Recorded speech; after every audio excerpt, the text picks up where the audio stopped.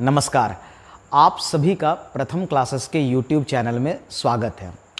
आज का जो ये वीडियो है ये कोई सब्जेक्टिव क्लास नहीं है, ये किसी एग्ज़ाम सिर्फ पॉइंट ऑफ व्यू से नहीं है और ये वीडियो सभी लोगों के लिए, वो सब जो इतिहास को समझने में रुचि रखते हैं और जो वर्तमान समय को और वर्तमान परिस्थितियों को समझने में रुचि रखते हैं, ये वीडियो उन सभी व्यक्तियों के लिए है।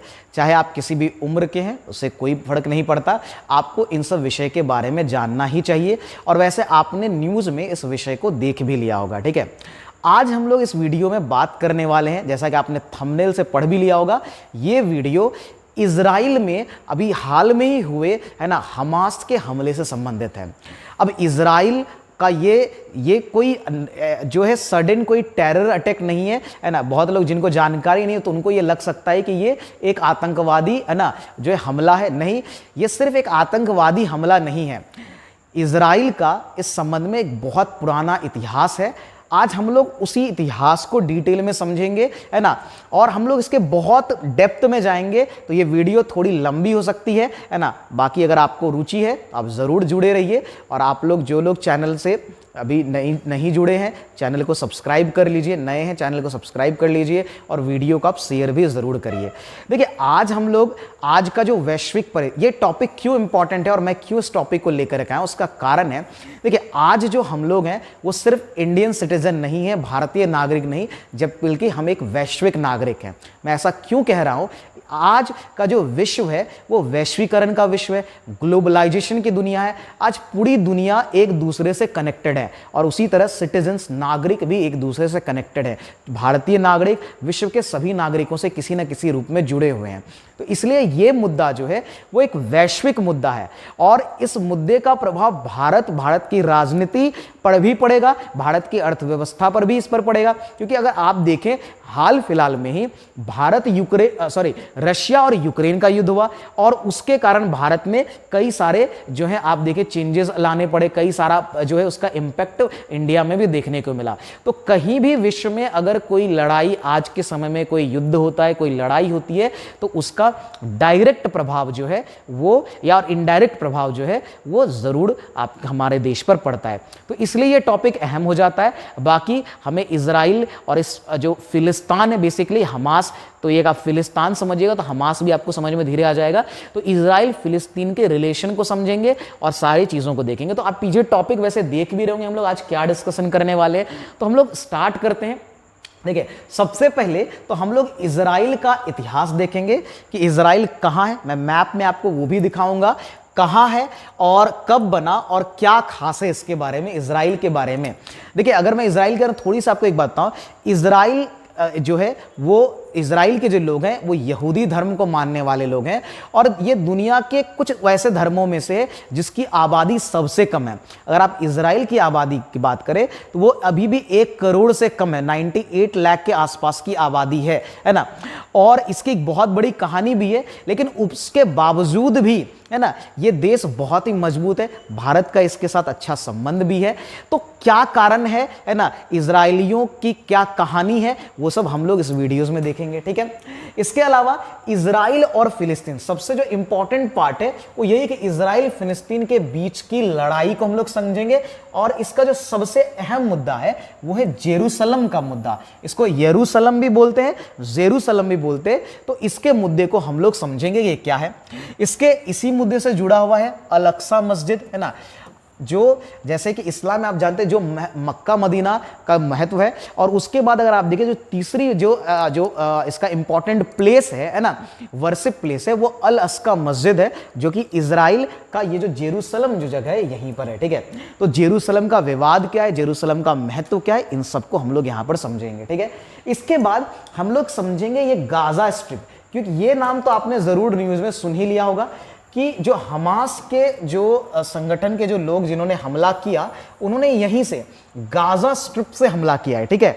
तो ये गाजा स्ट्रिप क्या है, कहाँ है, इसके बारे में हम लोग जानेंगे, जानकारी लेंगे। साथ में अभी जो हमने देखा कि जो हमास संगठन है, हमास संगठन को भी अच्छे से समझेंगे। हमास ने इजराइल पर क्यों हमला किया, ये सारी चीजें कनेक्टेड है। एक्चुअली मैंने टॉपिक का नाम दे दिया, ये सब कनेक्टेड है, ये सब आपको एक एक करके क्लियर हो जाएगा। लेकिन इन सब को समझने के लिए और इजराइल फिलिस्तीन की लड़ाई को समझने के लिए हमें थोड़ा पीछे जाना होगा, थोड़ा ज्यादा पीछे जाना होगा और वहां से हम इसको समझेंगे। ठीक है, देखिए इन सब को समझने के लिए हमको जाना होगा यहूदी धर्म की उत्पत्ति से, यहूदी धर्म की शुरुआत से, वहीं से ईसाई। क्योंकि अगर आपको पता हो और अगर आपको नहीं पता है तो मैं आपको बता दूं, है ना, कि देखिए एक तरफ हिंदू धर्म को आप हटा दें तो इधर बाकी धर्मों में जो पुराना धर्म है वो यहूदी धर्म है, बहुत पुराना धर्म ये भी है। ठीक है, यहूदी धर्म से ही आप देखें, यहूदी धर्म, ईसाई धर्म और जो आपका इस्लाम है, इन तीनों का एक कनेक्शन, अभी जब मैं आपको समझाऊंगा तो आपको बहुत अच्छे से क्लियर हो जाएगा क्या कनेक्शन है। और यहूदी धर्म से ही कहा जाता है कि ईसाई और इस्लाम कहीं ना कहीं निकल करके आया। ठीक है, लेकिन फिर बाद में इनमें एक लड़ाई शुरू हो गई, यहूदी इस्लाम का, यहूदी ईसाइयों का, है ना। तो ये क्या लड़ाई है, ये सब हम लोग इस वीडियोज में समझेंगे। चलिए हम लोग अब समझते, एक एक करके सारे टॉपिक को समझते हैं। ठीक है, सबसे पहले हम इजराइल के इतिहास की बात करते हैं। उससे पहले आपको इजराइल का मैं लोकेशन जरा बता दूं कि इजराइल जो है वैश्विक मैप पर कहां पर है। जरा यहां पर आप देख भी रहे होंगे, देखिए ये इजराइल नहीं है, इजराइल एक्चुअली में यहां इसको जूम आउट किया गया, यहां पे जूम करके दिखाया गया है। तो इजराइल एक्चुअली में यहां है। अगर आप भारत यहां देख सकते हैं, ये आपका भारत है। ठीक है, तो भारत से जब आप पूरब जाएंगे, ये जो अरब देश है यहां पर देखेंगे। ठीक है, ये अरब देश है, यहां अरब की फारस की खाड़ी भी है। ठीक है, यहां आपको रेड सी जो लाल सागर है वो दिखेगा और उसी के ऊपर ये भूमध्य सागर इधर देखेंगे आप, जो मेडिटेरेनियन सी है। और इसी मेडिटेरेनियन से सटा हुआ यहां पर एक छोटा सा देश है, ठीक है, जो इसको इजराइल कहते हैं। ठीक है, मैं उसका भी एक बड़ा मैप भी आपको दिखाता हूं, ये आपका इजराइल है। ठीक है, चलिए तो आपको इजराइल, अब मैं इंडिया के परिप्रेक्ष्य में आपको इजराइल मैंने आपको बता दिया। ठीक है, अब जरा देखते हैं इजराइल का जो वास्तविक मैप है। ठीक है, जो बड़ा मैप है वहां से हम उसको समझेंगे थोड़ा, इजराइल को आपको और क्लियर आएगा। यहां से देखते हैं। ठीक है, जरा इजराइल की स्थिति देखिए। ठीक है, ये रहा, ये जो है यहां पर आप देखेंगे लिखा हुआ भी है, ये है मेडिटेरेनियन सी, यानी कि जो आपका भूमध्य सागर है वो है। ठीक है, अब यहां से बात समझिएगा आप जरा। ठीक है, देखिए यहां पर आप, अगर आपको थोड़ा बहुत दिखने में दिक्कत हो तो मैं आप यहां पर अंडरलाइन कर रहा हूं, वो आपको समझ में आ जाएगा, अंडरलाइन से आपको दिख जाएगा। ठीक है, ये जो आप मैप देख रहे हैं यहां से वो देखेंगे, अगर आप इस जगह से देखेंगे, यहां से इस तरह से देखेंगे तो यहां से यहां तक मैं आपको करके दिखा रहा हूं, ये जो पूरा देख रहे हैं ये है, यहां से ये पूरा इजराइल है। ठीक है, इसी इजराइल के अंदर दो क्षेत्र हैं, है ना, और जो आपको, है ना, जो समझना है ना, और जो हमारा जो टॉपिक है, जो हमारा डिस्कशन का, है ना, पार्ट है, और यहां पर आप छोटा सा ये पार्ट जो देख रहे हैं यही है गाजा, यहां पर आपको लिखा हुआ है गाजा, है ना, ये गाजा स्ट्रिप है। और यहीं पर जो फिलिस्तीन आप एक देश सुन रहे हैं जिसको इंग्लिश में पैलेस्टाइन कहते हैं, वो आपको यहां पर इस जगह पर दिख जाएगा, ये इस तरह से पैलेस्टाइन है। मैं आपको सारा पहले मैप क्लियर कर दे रहा हूं, फिर टॉपिक पर हम लोग आएंगे। और यहीं पर आपको दिखेगा, इसी बॉर्डर पर, इसी जगह पर दिखेगा ये जेरूसलम, ये वाला पॉइंट, ये जेरूसलम। एक और मैप है, मैं उससे भी आपको दिखाऊंगा, यहां पर है जेरूसलम। ये सारे जो जगह है आप इसको बढ़िया से दिमाग में फिट कर लीजिए, क्योंकि ये सब का अभी डिस्कशन आएगा, बहुत जरूरी है। ठीक है, अब देखिए नीचे आप देखेंगे यहां गल्फ ऑफ अकाबा है, तो इजराइल का जो पहुंच है गल्फ ऑफ अकाबा में भी है। यहां देखिए अगर इजराइल के आसपास कंट्रीज देखेंगे तो यहां इजिप्ट यानी आपको मिस्र दिख जाएगा। यहां इसके इस यानी जो इसके पूर्वी भाग में पूरी तरीके से जो जॉर्डन है ना, तो यहां पर आपको जॉर्डन दिख जाएगा। ऊपर जाएंगे तो इसके ऊपर यहां आपको लेबनान दिख जाएगा, इधर आपको जो है सीरिया दिख जाएगा, है ना। तो इस तरीके से, और इधर तो आपका जो मेडिटेरेनियन सी है वो उससे घिरा हुआ ये क्षेत्र है। ठीक है, इजराइल, ये इजराइल का एक नक्शा है। और हमने अभी जो हमला हो रहा है वो इजराइल, यही इसी गाजा स्ट्रिप से जो है, यहीं से इजराइल के क्षेत्र में हमला किया जा रहा है। ठीक है, और यहीं से कहानी की शुरुआत भी होगी, यहीं से हम लोग समझेंगे। तो ये आपने मैप समझ लिया, मैं आपको एक और मैप दिखा देता हूं आपके क्लैरिटी के लिए। ठीक है, तो चलिए हम लोग थोड़ा सा एक और मैप को देख लेते हैं यहां से, है ना। ये देखिए यहां पर दो मैप है, यहां से आप अच्छे से इजराइल को और देख सकते हैं और समझ सकते हैं। ठीक है, अगर मैं यहां पर इजराइल की बात करूं तो यहां पर देखिए इजराइल, यहां पर सारा कंट्रीज आप थोड़ा देख सकते हैं, ये पूरा अरब है, ये सऊदी अरेबिया, इधर देखें इजराइल, यहाँ जॉर्डन है, इधर आपको सीरिया है ना, यहाँ पर आपको लिबनान है, ठीक है, यहाँ पर आपको इजिप्ट है, ये पूरा आपका रेड सी लाल सागर है, इधर भूमध्य सागर जो आपका मेडिटेरेनियन सी है वो है ना, ये सारा आपको यहाँ पर दिख जाएगा, ठीक है। चलिए अब इधर आते हैं, यहाँ पर आप इजराइल का मैप देख लें, ये क्षेत्र जिसको आप वेस्ट बैंक, इसी को फिलिस्तान कहते हैं, इसी को हम लोग क्या बोलते हैं, पैलेस्टाइन, या इसी को फिलिस्तान कहते हैं, ठीक है, पैलेस्टाइन, और इनके बीच और इसके बीच लड़े, यहां पर आप गाजा स्ट्रिप लिखा हुआ देख रहे हैं, ये वाला क्षेत्र गाजा स्ट्रिप लिखा हुआ देख रहे हैं, ठीक है, और ये आपका पूरा ये जो वेस्ट बैंक है ये इस तरह से बना हुआ है, ठीक है, और यहीं पे आप ये लिखा हुआ देख रहे हैं, ये जेरूसलम भी देख रहे हैं, ठीक है। अच्छा, इसका नाम वेस्ट बैंक इसलिए है क्योंकि यहां पर आप एक देखेंगे, अच्छा यहीं पे डेड सी भी है, जिन लोगों को थोड़ा ज्योग्राफी में इंटरेस्ट है, जो मृत सागर कहते हैं, यहीं पे डेड सी है, और यहां पर एक नदी है जिसको जॉर्डन नदी कहते हैं, जॉर्डन रिवर, और चूंकि वो उसके वेस्ट किनारे पर है, वेस्ट बैंक पर, इसलिए इसका वेस्ट बैंक भी नाम पड़ा हुआ है, ठीक है। तो हमने मैप समझ लिया है, आप मैप को थोड़ा ध्यान में रखेंगे ताकि मैं जब आपको समझाऊंगा तो आपको क्लियर होगा कि मैं क्या कह रहा हूं, ठीक है। चलिए अब हम लोग सीधा अब इजराइल के इतिहास को समझते हैं जल्दी से, ठीक है। तो हमारा इजराइल का अब इतिहास जरा देखते हैं क्या क्या बातें हैं, बिंदु मैंने लिख भी दिया है, मैं आपको समझाते भी चलूंगा, ठीक है। देखिए अब है इजराइल, और जब आप इजराइल कहते हैं तो यहूदी, एक ही बात है, इजराइल कहिए और आप यहूदी कहिए ना, क्योंकि इजराइल में मुख्य जो लोग हैं, वैसे तो यहां पर इस्लाम धर्म के भी लोग हैं, ठीक है, और अन्य धर्म के भी लोग हैं, लेकिन यहां मूलतः मुख्य रूप से जो है वो यहूदी हैं, और हमारा मुद्दा यहूदियों का ही है, ठीक है। और वैसे तो इस्लाम और यहूदी दोनों को हम लोग, पहले हम लोग यहूदी को थोड़ा समझ लेते हैं, समझ में आ जाएगा।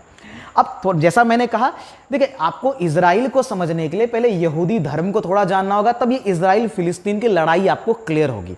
देखिए जब आप यहूदी धर्म को पढ़ेंगे तो यहां से देखते हैं यहूदी धर्म का क्या सीन है, ठीक है। आप यहां पर देखिए दुनिया में है ना, जो दुनिया का प्रथम जो एकेश्वरवाद है ना, जो एक ईश्वर मानने वाला जो धर्म है, वो सब दुनिया का प्रथम एकेश्वरवादी धर्म जो है वो आपका यहूदी धर्म ही है, ठीक है, ये ध्यान में रखिए। इसके अलावा अगर आप देखें तो यहां से आपको कनेक्शन अब समझ में आएगा। ईसाई धर्म इस्लाम धर्म की भांति, यानी ईसाई और इस्लाम धर्म की भांति इस धर्म में यानी यहूदी धर्म में ही ईश्वर और उसके पैगंबर यानी इसके नबी या पैगंबर की मान्यता है। आपने इस्लाम धर्म और ईसाई धर्म में ये जरूर सुना होगा कि जैसे जो हजरत मोहम्मद इस्लाम धर्म की जिन्होंने स्थापना की वो एक पैगंबर के रूप में माने जाते हैं, है ना। उसी तरह जो ईसा मसीह है उनको भी एक पैगंबर के रूप में ही माना जाता है, वो गॉड का सन उनको माना जाता है। उनको गॉड नहीं, ईश्वर नहीं माना जाता, उनको गॉड का सन माना जाता है, ठीक है। बात समझ में आ रही है? तो यहां से आपको समझ में क्या आ रहा है कि ईसाई और इस्लाम धर्म की भांति इस धर्म में भी यानी यहूदी धर्म में ईश्वर और उसके नबी यानी पैगंबर की मान्यता जो है वो प्रधान है या प्रचलित है। अब आगे समझिए, इजरायली जाति जो है वो मुख्य रूप से यरूशलेम तथा उसके आसपास यानी यूदा नामक प्रदेश में बसे हुए थे। ये बहुत पुराने इतिहास की बात हो रही है, मॉडर्न की नहीं बात हो रही है, मैं पुराने इतिहास की बात कर रहा हूं, ठीक है। यहूदी जो है वो अपने ईश्वर को, है ना, वो लोग क्या कहते हैं, ये सब पॉइंट भी समझिए। यहूदी अपने ईश्वर को यहवे, है ना, या इसको यहोवा भी वो लोग कहते हैं, ठीक है। और यहूदी मानते हैं कि ये नाम जो यानी कि ये जो यहोवा या यहवे जो है, यहूदी ये मानते हैं कि सबसे पहले ये नाम ईश्वर ने किसको दिया, हजरत मूसा को। अब ये नाम अगर जो लोग इस्लाम धर्म के हैं लोग हैं या ईसाई के भी होंगे, उनको ये नाम ज़रूर कहीं ना कहीं मिला हुआ, क्योंकि हज़रत मूसा जो है वो इस्लाम धर्म में, कुरान आप उठा लीजिए या आप बाइबल उठा लीजिए, दोनों में हज़रत मूसा को जो है प्रधानता दी गई, हज़रत मूसा के बारे में लिखा गया है, ठीक है। हज़रत मूसा को एक पैगंबर के रूप में दिखाया गया है और हज़रत मूसा इनके भी पैगंबर है, यहूदियों के। यहाँ से आपको थोड़ा कनेक्शन समझ में आएगा कि इस्लाम और ईसाई, है ना। देखिए जो यीशु मसीह है और हज़रत मोहम्मद है वो तो बहुत बाद में आए, ठीक है, ये उनसे पहले की बात है। इसको और थोड़ा डिटेल में, हजरत मूसा से पहले जो इनका कनेक्शन था वो अब्राहम, इब्राहिम और अब राहम से, है ना, अब राहम से समझिएगा, ठीक है। देखिए अब अगले स्लाइड की मैं आपको लेके चलता और वहां से आपको और क्लैरिटी होगा, ठीक है। यहां हमने रखा, चलिए अब आगे देखते हैं आगे क्या है इसके बारे में। देखिए आगे अब जब यरूशलेम की बात आती है तो यरूशलेम का जो मंदिर था, है ना, यरूशलेम में एक मंदिर है और ये वही क्षेत्र है, यरूशलेम का क्षेत्र है जिसको लेकर के ये सारी लड़ाई आप देखते हैं। बात समझ में आ रही है? यरूशलेम का मंदिर यहूदियों के धर्म का केंद्र था, लेकिन वो सिर्फ यहूदियों नहीं बल्कि जब हम पढ़ेंगे तो वो बाद में ईसाई धर्म का भी केंद्र बना और वो इस्लाम धर्म का भी केंद्र बना। तभी तो ये लड़ाई शुरू हुई है ना। अभी आपको आगे समझ में आएगा। यहूदियों के बारे में थोड़ा और जानते हैं तो यहूदी की जो भाषा है, ठीक है, देखिए यहूदी की जब हम भाषा की बात करते हैं तो यहूदियों की भाषा इसको इब्रानी या हिब्रू कहते हैं, ठीक है। आप लोगों ने सुना भी होगा यहूदियों की भाषा हिब्रू है। और यहूदियों का जो धर्म ग्रंथ है उसको तनख, जो कि इब्रानी भाषा में लिखा हो गया है, इसको कहते हैं। इसे तालमुद या इसको तोड़ाह भी या तोड़ाह भी कहते हैं। असल में ईसाइयों की बाइबिल में इस धर्म को शामिल करके इसे पुराना ओल्ड टेस्टामेंट, बहुत फेमस है ओल्ड टेस्टामेंट, मतलब ये है कि यहूदियों का जो ये धार्मिक ग्रंथ है इसको ईसाई और इस्लाम, ठीक है, ईसाइयों की बाइबिल में भी इसको शामिल किया गया और इसको ओल्ड टेस्टामेंट कहा गया है। ओल्ड टेस्टामेंट न्यू, देखिए ईसाई धर्म की भी अपनी एक अलग कहानी भी है, थोड़ी इससे अलग भी हटके कहानी है, वो भी समझेंगे। हम अभी कनेक्शन को समझ रहे हैं, ठीक है। तो हम देख रहे हैं क्या कि ईसाई धर्म का कनेक्शन जो है यहूदी धर्म से, इस्लाम का भी कनेक्शन जो है वो यहूदियों से है, ठीक है। अब आगे और देखते हैं क्या है इसके बारे में जानकारी, ठीक है। देखिए अब हम समझते हैं क्या, देखिए यहां पर और आप सॉरी आप और क्या समझेंगे यहां से, ठीक है, यहां से और कुछ बातों को समझते हैं। देखिए यहूदी धर्म की शुरुआत की अगर मैं बात करूं तो ये कहां से माना जाता है, यहूदी धर्म की शुरुआत जो है वो माना जाता है, सॉरी है ना, एक सेकेंड। तो यहूदी धर्म की अगर शुरुआत की हम लोग बात करें तो यह माना जाता है,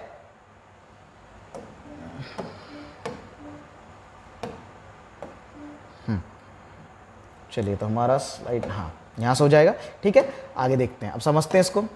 तो यहूदी धर्म की जब हम लोग बात करते हैं, है ना, तो यहूदी धर्म की शुरुआत जब हम लोग कहेंगे तो यहूदी धर्म की शुरुआत मानी जाती है पैगंबर हजरत इब्राहिम से।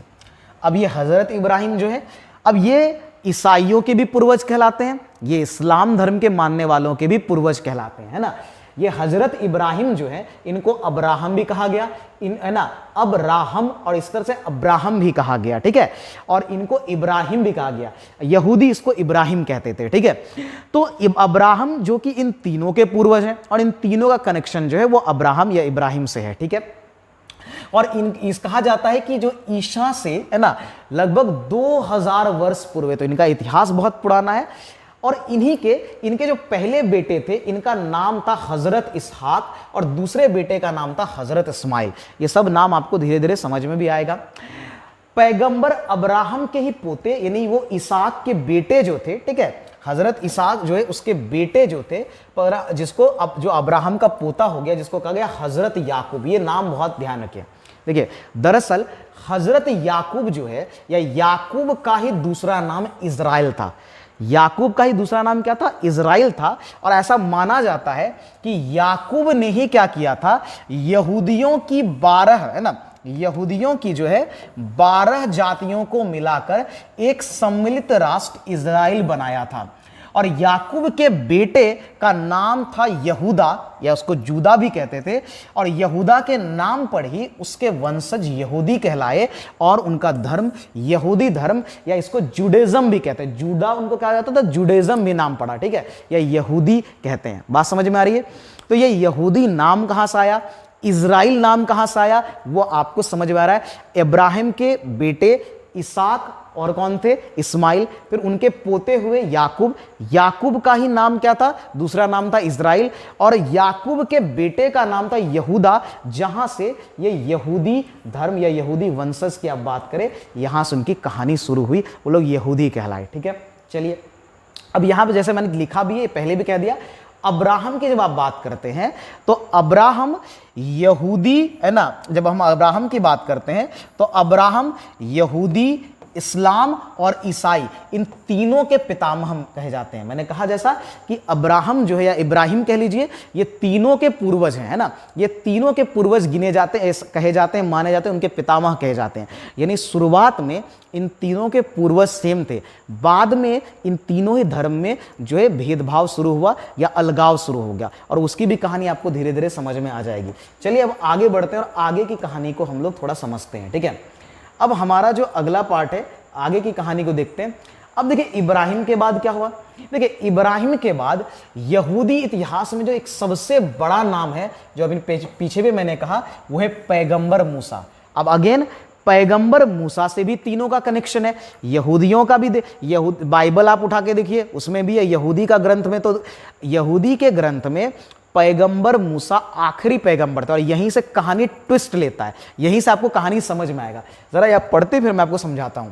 इब्राहिम के बाद यहूदी इतिहास में सबसे बड़ा नाम पैगंबर मूसा, इनका जिक्र बाइबल और कुरान में भी, जैसा मैंने कहा भी है ना, हजरत मूसा ही यहूदी जाति के जो है प्रमुख संस्थापक या प्रमुख व्यवस्थाकार और यहूदी धर्म के संस्थापक के रूप में माने जाते हैं। ऐसा कहा जाता है कि जो पैगंबर मूसा या हजरत मूसा थे, उन्होंने यहूदी धर्म को एकजुट किया, यहूदी धर्म के लोगों को एकजुट किया। मूसा की भी अपनी अलग लंबी कहानी है, हम लोग यहाँ शॉर्ट में एक रिलेशन को समझने की कोशिश कर रहे हैं, ठीक है। मूसा जो है वो मिस्र में भी थे, वो वहाँ से वो मिस्र, पहले उनका जन्म जेरूसलम वाले क्षेत्र में हुआ था, अरब वाले क्षेत्र में, फिर वहाँ से वो मिस्र चले गए थे, ठीक है। जब उनको फिर सपना आया, फिर वो वापस आए, उन्होंने यहूदियों को है ना जो है वो छुड़ाया, ठीक है। ये एक अलग कहानी है, वो हम लोग यहाँ उसकी आवश्यकता नहीं पड़ेगी, आप समझ जाइएगा उसके बिना भी, ठीक है। अब देखिए यहाँ से कहानी देखिए और क्या है। अब क्या है कि देखो ये थोड़ा सा अब यहाँ समझिएगा, आदम से, ये आदम हव्वा है ना, ये इन सब की कहानी कनेक्टेड है इस्लाम, ईसाई और यहूदियों से। तो वही कह रहा है कि आदम से अब्राहम और अब्राहम से मूसा तक, यहां तक यहूदी, ईसाई और इस्लाम सभी के पैगंबर एक थे। अब समझ में आ रहा है, यानी कि मूसा तक यहूदी को ले लें, इस्लाम को ले लें, ईसाई को ले लें, तीनों के पैगंबर जो हैं सेम थे, तीनों के पैगंबर एक ही थे, ठीक है। यानी मूसा तक उनमें यूनिटी थी, मूसा तक उनमें कोई भेदभाव नहीं रहा, ठीक है। लेकिन भेदभाव यहां से शुरू हुआ, किंतु हुआ क्या कि मूसा के बाद यहूदियों को अपने अगले पैगंबर के आने का अब तक इंतजार है। यानी अर्थात इसका मतलब क्या हुआ, मूसा के बाद यहूदियों ने पैगंबर को मानने से मना कर दिया। ये मेन यहां से लड़ाई या कहिए जो अलगाव की कहानी शुरू होती है। यहूदियों का यह मानना है कि मूसा के बाद उनका अभी तक कोई पैगंबर नहीं आया है, वो अब तक अपने पैगंबर का इंतजार, उनको ऐसा होता है कि कयामत के दिन जो है वो पैगंबर जो है वो आएंगे, ठीक है, अगले पैगंबर आएंगे, अभी तक वो नहीं आए हैं। जबकि आप जानते हैं उसके बाद ईसाई में यीशु मसीह आए, है ना, इस्लाम में हजरत मोहम्मद आए और इन्होंने इस्लाम धर्म की स्थापना की, यीशु मसीह ने ईसाई धर्म की स्थापना की। लेकिन यहूदियों ने इनको मानने से इनकार कर दिया, यहूदियों ने इनको पैगंबर ही मानने से इनकार कर दिया, और यहीं से जो है यहूदी और ईसाइयों और इस्लाम में एक कहिए कि लड़ाई जो है वो शुरू हो गई, ठीक है। ठीक है, आगे हम लोग अब समझते हैं, अब यहां से आपको और क्लैरिटी आएगा, ठीक है। तो यहां से हम लोग समझते हैं, देखिए क्या है, ठीक है। इसके बाद वही लिखा है कि ईसा मसीह आए जिन्होंने ईसाई धर्म की स्थापना की, हजरत मोहम्मद आए जिन्होंने इस्लाम धर्म की स्थापना की, परंतु यहूदियों ने इन्हें पैगंबर मानने से इनकार कर दिया। अब जेरूसलम, यहीं से आपको जेरूसलम का मुद्दा समझ में आएगा। तो ये आपको एक कनेक्शन समझ में आ गया, इस्लाम, यहूदी और ईसाई के बीच एक कनेक्शन समझ में आ गया, और कहां से वो लोग अलग होना शुरू हुए, ठीक है। अब देखिए, अब यहां से जेरूसलम की कहानी समझिए थोड़ा सा। जेरूसलम, जैसा मैंने मैप में दिखाया, ये फिलिस्तीन जो अलग बना है, जो अभी वहां पर है, वेस्ट बैंक वाला एरिया जिसको कहते हैं, और इसके बीच और इजराइल के बीच वो एक सेंटर वाला ही क्षेत्र आप कह लीजिए। अब दोनों इस पर अधिकार की बात करते हैं, क्यों करते हैं ये समझ में आपको आएगा। देखिए, जेरूसलम जो है, हमने देखा कि यहूदी धर्म जो यहां पर ग्रो किया, तो जेरूसलम यहूदियों के साथ साथ ईसाई और इस्लाम धर्म के लिए भी एक महत्वपूर्ण स्थान था। क्यों था? क्योंकि एक तरफ यह भूमि ईसा मसीह की कर्मभूमि कहे जाते, क्योंकि देखिए आप जब आप इतिहास और पढ़ेंगे तो आप ये पाएंगे, मैं आपको बता भी दे रहा हूं, ईसा मसीह का जन्म जो है वो जेरूसलम के पास वाले क्षेत्र में हुआ, और जो हजरत मोहम्मद का जन्म है वो आपको पता है कि अरब वाले, वहां से सटे वाले ही क्षेत्र है, बहुत दूर भी नहीं है, ठीक है, वो अरब वाले क्षेत्र में हुआ, है ना, जो आप मक्का मदीना ये सब जानते हैं, ठीक है। तो अब ईसा मसीह ने जो है ना, अगर आप ईसा मसीह का जब वो पूरा इतिहास देखेंगे तो आप पाएंगे कि ईसा मसीह ने जेरूशलम में जाकर के प्रीच किया, जेरूशलम में जाकर के उन्होंने बेसिकली, ये उनकी कर्म भूमि थी, यहाँ पर उन्होंने बहुत सारी चीज़ें की और जेरूशलम में ही उनको क्रूसेड किया गया था, उनको है ना जो सूली पर लटकाया गया था और जेरूशलम में उनको दफन किया गया, वहीं से उनका री इनकारनेशन हुआ, फिर से कहा जाता है कैसे वो मर करके जीवित हो गए थे, ये सारी कहानी जो है, ठीक है, वो सब जेरूशलम से, इसलिए जेरूशलम ईसाइयों के लिए भी महत्वपूर्ण हो गया, ठीक है। और उसी तरह दूसरी तरफ क्या हुआ, हजरत मोहम्मद यहीं से कहा जाता है, माना जाता है कि वो स्वर्ग गए थे, ठीक है, और इसलिए जेरूशलम जो यहाँ जो अल अस्का मस्जिद है वो इस्लाम के लिए महत्वपूर्ण हो जाता है। और यहीं से इन तीनों के बीच इस जगह को लेकर एक टकराव शुरू हुआ, ठीक है। ये टकराव शुरू में बहुत ज्यादा नहीं था, है ना, और अब कब ज्यादा हुआ ये भी आपको समझ में आएगा। तो ये टकराव थोड़े बहुत मोटे तौर पर, है ना, आप कहें कि ये पहले से था, लेकिन ये इतने अभी जो आप उग्र रूप देख रहे हैं ये उस समय नहीं था, ठीक है। लेकिन मैं आपको बता रहा हूं कि इसका इतिहास कहां से ये शुरू हुआ। चलिए अब आगे बढ़ते हैं और आगे की थोड़ी कहानी को और समझते हैं, है ना। आगे क्या हुआ, अब यहूदियों का आधुनिक परिप्रेक्ष्य देखिए और यहीं से हम लोग आगे और चीजों को समझेंगे। देखिए 19वीं शताब्दी के अंत तक क्या हुआ, 19वीं शताब्दी के अंत तक यहूदी मुख्य रूप से यूरोप के देशों में फैले हुए थे। देखिए आज इजराइल में यहूदी, अभी मुख्य रूप से यहूदी की जो पूरी आपको लगभग 80 to 90% आबादी जो है यहूदियों की वो इजराइल में बसी हुई है, ठीक है। और जी जहां है तो वो लोग उसको इजराइल में ही बुलाते हैं, ठीक है, उसको आने का न्योता देते हैं, ठीक है। तो लेकिन पहले ये स्थिति नहीं थी। आज वर्तमान इजराइल देख रहे हैं ये एक समय तक ओटोमन साम्राज्य के अंदर था, है ना। जो तुर्की साम्राज्य था, ओटोमन साम्राज्य का एक इतिहास रहा है, ठीक है। ये ओटोमन साम्राज्य आप कह लीजिए तुर्की साम्राज्य के ये अधीन था, ठीक है। अभी आपको कनेक्शन में समझ में आएगा। और यहूदी उस समय जो है ना, ये मॉडर्न आधुनिक परिप्रेक्ष्य की हम लोग आप बात कर रहे हैं, ठीक है। मतलब ये 1500, 1600, 1700, 1800 तक की आप इतिहास की बात कर ले, ये उस समय की बात हो रही है। ये लोग फैले हुए थे यूरोप में, लेकिन दिक्कत क्या हुआ यूरोप में, ठीक है, यूरोप में इनके साथ वे, है ना, दो तरह के भेदभाव का शिकार, यानी कि यहूदी जो है वो दो तरह के भेदभाव का शिकार हो रहे थे। और ये दो तरह का भेदभाव क्या था, एक तो नस्लीय भेदभाव, और यहीं से आपको इसमें हिटलर की कहानी समझ में आएगी, है ना, और यहूदियों का जो है इजराइल की तरफ जो वापस, जो उनका एक तरह से जिसको एक्सोडस कहते हैं, जो वापस वो यहां आए, है ना, बड़े संख्या में वो यहां आए, उसकी कहानी आपको समझ में आएगी। हिटलर का रोल क्या है वो भी समझ में आएगा, ठीक है। और ईसा मसीह के सूली पर लटकाए जाने के समर्थक के आरोप से, अब ये पहले मैं आपको बता दूं, देखिए हजरत मूसा बहुत पहले आए, उसके बाद जो हजरत मोहम्मद आए और फिर यीशु मसीह पहले आए। देखिए मूसा के बाद आप यीशु मसीह को रख लीजिए और यीशु मसीह के बाद जो है वो हजरत मोहम्मद आए। तो जब यीशु मसीह आए थे, और जैसा मैंने कहा उनका जन्म जेरूशलम वाले क्षेत्र में ही हुआ, जेरूशलम के पास में ही हुआ, और जेरूशलम में ही उनकी वो कर्मभूमि रही, वहीं पर उन्होंने प्रीच किया, अपने उपदेश दिए, ठीक है। और जेरूशलम के जो टेम्पल है वहीं पर उन्होंने काम किया, ठीक है। और उसके बाद वहीं पर उनको जो है फांसी दे दी गई। और ऐसा माना जाता है, आप इतिहास पढ़ेंगे तो आपको ऐसा महसूस भी होगा कि कहीं ना कहीं, है ना, कि जो यीशु मसीह को जो सूली पर लटकाया गया उसमें यहूदियों का भी समर्थन था, है ना। पोंटियस पाइलेट उस समय वहां पर रोमन साम्राज्य था, जिस समय यीशु मसीह यहां पर थे। आपको पता होगा ये प्रथम शताब्दी जो यीशु मसीह, वहीं से शुरू ही हुआ यीशु मसीह, और जो फर्स्ट सेंचुरी जिसको हम लोग बोलते हैं, ठीक है। तो उस समय उस क्षेत्र पर रोमन साम्राज्य का जो शासन था, और रोमन साम्राज्य के उस समय जो शासक थे पोंटियस पाइलेट नाम से एक शासक थे, ठीक है। और उन्होंने ही इनको जो सूली पर लटकाने का आदेश दिया। इनकी एक बहुत बड़ी कहानी है, आप उसमें अभी नहीं जाएंगे हम लोग, ठीक है। हम एक मोटे तौर पर समझते हैं कि हुआ क्या था। और ऐसा कहा जाता है कि उनको जो सूली पर लटकाया गया उसमें यहूदियों का भी बहुत बड़ा योगदान था, यहूदियों का भी समर्थन था, है ना। यानी यहूदियों ने जानबूझकर, है ना, रोमन का रोमन्स को एक तरह से भड़काया, या रोमन शासक को भड़का करके, है ना, यीशु मसीह को फांसी लिया।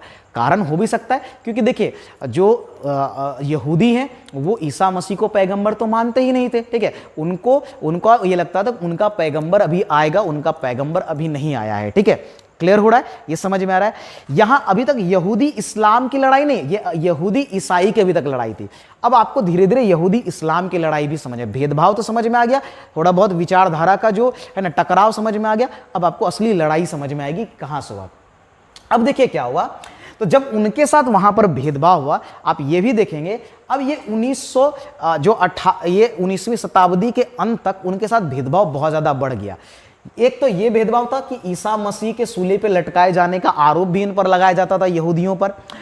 एक चीज आप ये भी समझिए, ये भी संभव हो सकता है क्योंकि यहूदी बहुत संपन्न थे, तो इससे हो सकता है एक ये भी पॉइंट हो सकता है कि यहूदियों से जो है ना यूरोपियंस को एक जलन भी थी, क्योंकि यहूदी समुदाय बहुत रेस्ट्रिक्टेड रहते थे, और उन रेस्ट्रिक्टेड लेकिन वो व्यापार में बहुत आगे थे, बहुत समृद्ध थे, ठीक है। और यहूदियों में बहुत जो है वो बहुत चालाक भी माने जाते हैं, है ना। जब हिटलर आया, जर्मनी में शासन में आया था, अगर आपको याद हो, है ना, ये भेदभाव तो पहले ही से चला था, हिटलर के समय पिक हो गया, क्योंकि हिटलर अगर आपको याद होगा वो बहुत ही ज्यादा नस्ल में विश्वास करता था, वो आर्यंस को मानता था। जैसे हम लोग भी अपने आप को आर्यंस का ही, हम अपने पूर्वज को आर्यंस कहते हैं, है ना, और हम कहते हैं वो मिडिल ईस्ट से हम लोग आए हुए हैं, ठीक है। उसी प्रकार से, है ना, ऐसा माना जाता है कि हिटलर ये मानता था कि वो आर्यंस है, जो कि एक शुद्ध जो है वो जाति है, ठीक है, एक शुद्ध आप कहिए कि वंश है, बात समझ में आ रही, रेस है। और वहीं जो यहूदी हैं, हिटलर यहूदियों को सबसे, है ना, नीचे की कैटेगरी का या सबसे अशुद्ध वंश के रूप में, नस्ल के रूप में वो देखता था, मतलब उससे बहुत ज्यादा उसको घृणा थी। और यही कारण है कि द्वितीय विश्व युद्ध के दौरान, है ना, हिटलर ने 60 लाख से ज्यादा यहूदियों को का नरसंहार करवा दिया, ठीक है। वो कॉन्सेंट्रेटेड कैंप सब में डाल करके, है ना, उनका 60 लाख यहूदी, एक तो यहूदी की आबादी ऑलरेडी बहुत, अभी भी यहूदी की आबादी 1 करोड़ नहीं है ना, 98 लाख के अराउंड। और सोचिए उस समय द्वितीय विश्व युद्ध के समय 60 लाख यहूदियों को जो है वो उसका नरसंहार हिटलर के नेतृत्व में नाजीज के द्वारा कर दिया गया, ठीक है, बात समझ में आ रही है। अब यहां से आपको समझिए, तो वही 19वीं शताब्दी में क्या हुआ, देखिए 19वीं शताब्दी में के अंत से ही यहूदियों का फिर से, देखिए क्योंकि उनको शोषण हो रहा था, तो 19वीं शताब्दी के अंत से ही जो है, ये हिटलर से थोड़ी पहले की बात है ना, तो यहूदी फिर से फिलिस्तीन की तरफ जो है, यानी जेरूसलम की तरफ उनका आगमन शुरू हो गया। देखिए और वे यहां इकट्ठा होने लगे। इस समय जो आपका इजराइल वाला क्षेत्र है, यानी उसको वो इजराइल नहीं था एक्चुअली में, वो फिलिस्तीन कहा जाता था, ठीक है। और वहां पर मुख्य रूप से जो मुस्लिम समुदाय है वही रहा करते थे, ठीक है, क्लियर हो रहा है आपको ये। और यहां अब क्या हुआ, अब उस क्षेत्र में धीरे धीरे जो यहूदी हैं, जो इजरायली जिसको कहते हैं हम लोग वर्तमान में, वो लोग इकट्ठा होने शुरू हो गए। और उनकी संख्या बढ़ी कब, वही जब हिटलर वाली, यानी जब यहूदियों का यूरोप में नाजी के द्वारा नरसंहार हुआ। और यही बात यहां पर लिखा हुआ है कि एक तो आप ये ध्यान है कि प्रथम विश्व युद्ध के दौरान 1917 में जो है ओटोमन साम्राज्य पराजित होने पर फिलिस्तीन पर जो है ब्रिटिश सरकार का अधिकार हो गया। लेकिन जब द्वितीय विश्व युद्ध में ब्रिटिश सरकार की हालत खराब हो गई, तो उन्होंने एक तरह से न्योता दिया, क्योंकि यहूदी बहुत सारे आ चुके थे, और जो द्वितीय विश्व युद्ध के समय जो हिटलर, जो कि एक नस्लवादी विचारधारा का व्यक्ति था, 60 लाख हमने कहा ना यहूदियों का नरसंहार करवा दिया, तो इसके बाद यहूदियों के रहने के स्थान और अस्तित्व पर एक संकट मंडराने लगा, ठीक है। और यह सवाल पूरे विश्व परिप्रेक्ष्य में उठ करके आने लगी कि यहूदियों को उनको कहां रहने के लिए जगह दी जाए, है ना।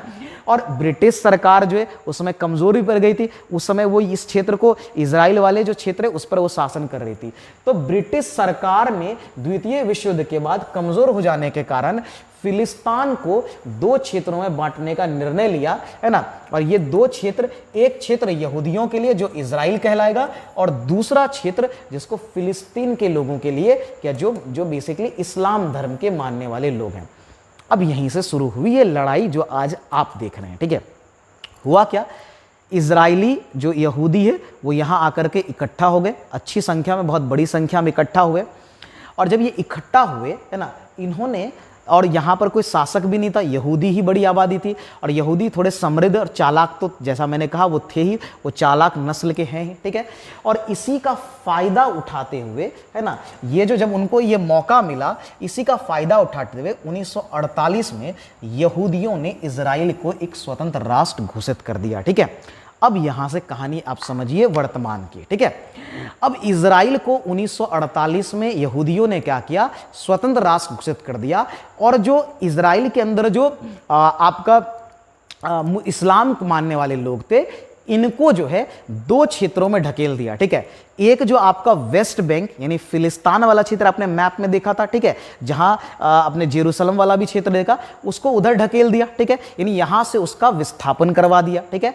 और दूसरी तरफ कुछ आबादी जो है वो गाजा स्ट्रिप, अगर आपको मैप याद हो, मैं आपको वापस मैप पर लेकर चलता हूं, तब आपको अब और स्थिति समझ में आएगी, ठीक है। तो हम लोग सीधा जो है वो मैप पर चलते हैं और यहां से आपको कहानी जो है और बेहतर अब समझ में आ जाएगी। अब कहानी आपको बहुत जल्दी क्लियर हो जाएगी, ठीक है। तो हुआ क्या कि अब ये जो आप वेस्ट बैंक देख रहे हैं, ठीक है, तो क्या किया गया, जो इस्लाम को मानने वाले थे उनको वेस्ट बैंक की तरफ धकेल दिया गया धीरे धीरे, ठीक है। और ये इधर गाजा, एक्चुअली गाजा स्ट्रिप भी बनी कब, वो तुरंत नहीं, जब 1948 में इजराइल को स्वतंत्र घोषित किया गया, उसके कुछ ही दिन बाद जो है, कुछ ही दिन बाद नहीं कि कुछ ही घंटे बाद जो है, ठीक है, क्या हुआ कि ये जो लेबनान, सीरिया, इवन उस समय ईरान भी समर्थन में आया था, और इधर जॉर्डन, इन सभी ने, और इजिप्ट भी, है ना, इन सभी ने मिलकर, इन्हीं अरब देशों, सभी अरब देशों ने मिलकर इजराइल पर हमला कर दिया, है ना। स्थिति बहुत गंभीर हो गई, ठीक है। लेकिन इजराइल ने अपने आप को इस तरह से डेवलप किया था, क्योंकि वो उस पीड़ा से, उस, है ना, उस संघर्ष से वो लोग निकल गए, तो उन्होंने अपने आप को इतना मजबूत किया हुआ था कि इस युद्ध में उन्होंने अरब देशों को डिफीट कर दिया, ठीक है। और यहीं से इजराइल का अरब देशों में खौफ कहिए कि बिल्ड होना शुरू किया कि एक छोटी सी आबादी, एक छोटा सा, वो देश भी उस समय डिक्लेयर ही हुआ था, वो अभी यहां आए ही थे, है ना, इन्होंने इतने सारे अरब देश को डिफीट कर दिया, हरा दिया, है ना। और यहीं से इजराइल की शक्ति का जो अंदाजा है पूरे विश्व, पूरी दुनिया को हुआ, ठीक है। और यहीं से इजराइल ने शासन करना शुरू किया, ठीक है। अब वर्तमान की लड़ाई आप समझिए। अब ये लड़ाई थोड़ी बहुत बड़े, देखिए यूएन पहले तो शुरुआत में, है ना, किसी भी देश ने इसको, इजराइल को मानने से इनकार कर दिया, लेकिन धीरे धीरे चूंकि इजराइल शक्ति में जो है वो स्ट्रांग होता गया, उसने अपने आप को साबित किया, ठीक है। और परिणाम ये हुआ कि इवन अरब देश भी इजराइल की उपस्थिति को या इजराइल को एक राष्ट्र के रूप में स्वीकारते चले गए, चाहे वो इजिप्ट हो, चाहे वो जॉर्डन हो, चाहे सऊदी अरबिया हो, इन सब ने इसको स्वीकार लिया, ठीक है। बात समझ में आ रही है। लेकिन दिक्कत यहां हो रही है कि इजराइल के जो लोग हैं, ये जो यहूदी हैं, उनका बार बार जो ये फिलिस्तान है, इसको लेकर के समस्या है। जो फिलिस्तान में जो इस्लाम धर्म के मानने वाले जो लोग हैं, यहूदी, है ना, बार बार इसमें इंटरफेयर कर रहे हैं। अब इंटरफेयर का कारण है, अब इसका कारण आपको समझ आएगा, आइए जेरूसलम, ठीक है। अब इस लड़ाई का जो जड़ है वो है जेरूसलम। क्यों है? क्योंकि जेरूसलम, जैसा हमने पढ़ा और हमने इतिहास को देखा, जेरूसलम तीनों धर्म के लिए, ईसाई, यहूदी और इस्लाम, तीनों के लिए महत्वपूर्ण है। अब देखिए, ईसाई तो यहां से निकल गए, ईसाई इस पर ज्यादा नहीं लड़े, ठीक है। लेकिन इस्लाम और यहूदी के जो लोग हैं, है ना, उन्होंने इस पर, उनकी लड़ाई बढ़ती गई। यहूदी का कहना है कि जेरूसलम उनका है, उनका धार्मिक स्थान है और इस पर उनका अधिकार है। जबकि इस्लाम का, चूंकि इस्लाम का तीसरा महत्वपूर्ण धार्मिक स्थल है जो अल अक्सा मस्जिद है, और इस्लाम के लोग कहते हैं नहीं, जेरूसलम उनका है। इवन संयुक्त राष्ट्र संघ ने भी जेरूसलम को इजराइल की राजधानी नहीं मानी, जबकि इजराइल की राजधानी कई जगह जेरूसलम लिखा हुआ देखेंगे, लेकिन ये सत्य नहीं है। इवन संयुक्त राष्ट्र संघ ने अभी तक जेरूसलम को इजराइल का कैपिटल नहीं माना है, ठीक है, क्योंकि ये मुद्दा अभी तक संयुक्त राष्ट्र संघ में पड़ा हुआ है, ठीक है। यहीं से ये लड़ाई हुई। तो कई बार हुआ क्या कि जो इजराइल की जो सेना है, अल अक्सा मस्जिद में आए जो इकट्ठा हुए फिलिस्तीनी है, उनके, है ना, उनके साथ उनकी जो है मुठभेड़ होती गई। देखिए, जो इजराइल के विरोध में, है ना, जो फिलिस्तीन है, वहां पर एक जो है संगठन बना जिसका नाम था PLO, यानी कि पैलेस्टाइन लिबरेशन ऑर्गेनाइजेशन। बात समझ में आ रही? ये संस्था बनी, ये बहुत पहले बनी थी, ठीक है। और इस संस्था का उद्देश्य ही था कि इजराइलियों को यहां से हटाइए, यहूदियों को यहां से हटाना, और ये पूरा जो क्षेत्र है उसको फिलिस्तीन डिक्लेयर करना, है ना। तो ये थे। लेकिन अब कहानी, अब आपको हमास की कहानी मैं समझा देता हूं, और अब जल्दी से हम लोग इसको कंप्लीट भी कर देंगे। देखिए, अब हमास की कहानी यहीं शुरू होती है। अब हुआ क्या, जब ये जो आपका पैलेस्टाइन लिबरेशन ऑर्गेनाइजेशन बना, है ना, तो इसके जो लोग हैं वो आपको वेस्ट बैंक यानी कि ये जो फिलिस्तीन वाला क्षेत्र है और आपका ये गाजा स्ट्रिप वाला क्षेत्र, इसमें फैले हुए थे। ठीक है, अब इजराइल ने क्या, यहां इजराइल और अमेरिका का भी कनेक्शन गलती समझ में आएगा। ठीक है, जो अमेरिका ने गलती की, आपको अगर याद होगा तो अमेरिका ने शीत युद्ध के दौरान जो है ना अफगानिस्तान में तालिबानी संगठन को पैदा करने में, उसकी उत्पत्ति में, उसके है ना जो योगदान आपका अमेरिका का है, वही योगदान हमास के है ना उत्पन्न होने में इजरायलियों का है। तो यहां इजरायलियों का दाव उल्टा बस पड़ गया। ठीक है, देखिए क्या हुआ, तो ये जो गाजा स्ट्रिप के जो युवा थे, ठीक है, इजरायलियों ने क्या किया, इजराइल के लोगों ने क्या किया, तो इस जो आपका है ना गाजा स्ट्रिप है, वहां के जो युवा थे उनको भड़काना या उकसाना शुरू किया, है ना, उनको उनके जो सीनियर्स थे, जो आपका पीएलओ के जो मेंबर्स थे, जो सीनियर मेंबर्स थे,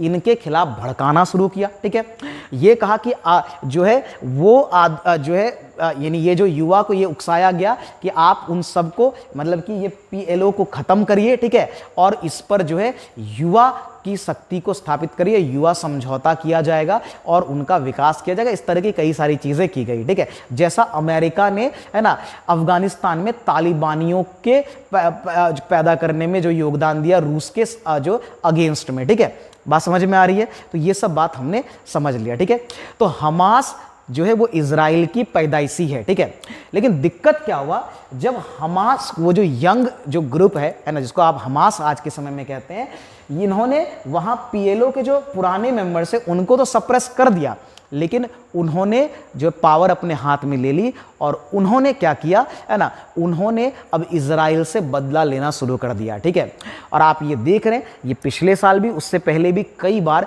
अब गाजा स्ट्रिप से जो है वो मिसाइलें यहां पर दागी जा रही हैं। ऐसा कि आपने कल की घटना देखी कि 20 मिनट में 5000 से ज्यादा जो रॉकेट जो है वो इस गाजा स्ट्रिप वाले क्षेत्र से जो है आपको इजराइल में है ना वो हमला देखने को मिला। ठीक है, अब ये जो हमास है, इसका उद्देश्य क्या, ये क्यों हमला कर रहा है, इसका उद्देश्य है इजराइल को यहूदियों से है ना जो है अलग करना, और जेरूसलम खास करके ये जो अलग, देखिए अगर आपने देखा होगा तो हमास ने जो है, हमास जो संगठन है उसने इस हमले की जिम्मेवारी ली और उन्होंने ये कहा भी कि ये जो हमला है अलस्का मस्जिद में हो रहे जो जो अपराध हैं, जो इजरायली सैनिकों द्वारा वहां के अलस्का मस्जिद में फिलिस्तीनियों पर जो वो है ना कार्रवाई कर रहे हैं या उनको परेशान कर रहे हैं, ये उसका बदला है एक तरह से। ठीक है, और इस रूप में खैर इजराइल ने भी, इजराइल बहुत शक्तिशाली, बहुत सशक्त है, बहुत समृद्ध भी है, उसने अपनी जो है कार्रवाई शुरू कर दी है। इवन वहाँ पर वॉर डिक्लेयर कर दिया गया है। वहाँ के जो प्रधानमंत्री नेतन्याहू हैं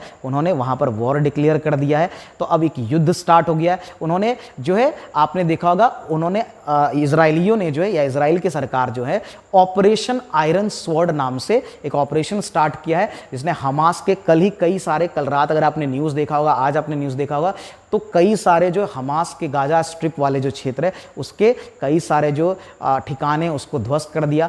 खैर इस युद्ध में वही होता है कि जो आम आदमी, आम पब्लिक, युद्ध जब भी होता है तो आम जनता मारी जाती है, वही हो रहा है। पैलेस्टाइन हो चाहे इजरायली हो, आम जनता मारी जा रही है। ठीक है, तो ये एक विवाद था, इस विवाद को हमने समझा है ना। ये विवाद आगे भी चलेगा जब तक ये जेरूसलम का मुद्दा नहीं खत्म होता, जब तक ये अलस्का मस्जिद वाली जो समस्या है वो नहीं निपटती है ना। बाकी भारत, चूँकि इजराइल का अच्छा संबंध है, तो भारत सरकार को पता ही कि वो इजराइल के समर्थन में है। इवन बाकी सारे देश भी इजराइल के, फ्रांस हो, बाकी नेटो जो यूरोपियन कंट्रीज़ हैं वो भी है। हाँ, एक दो कंट्री है जो है ना हमास के समर्थन में खड़ी हुई है, जिसमें एक तुर्की का, जो आपने अगर देखा होगा, स्टेटमेंट देखा होगा, ट्विटर अकाउंट देखा होगा, तो उसमें तुर्की ने कहीं ना कहीं इसके लिए इजराइल को जिम्मेवार ठहराया। वही ईरान में तो इसको लेकर के जश्न मनाया जा रहा है ना।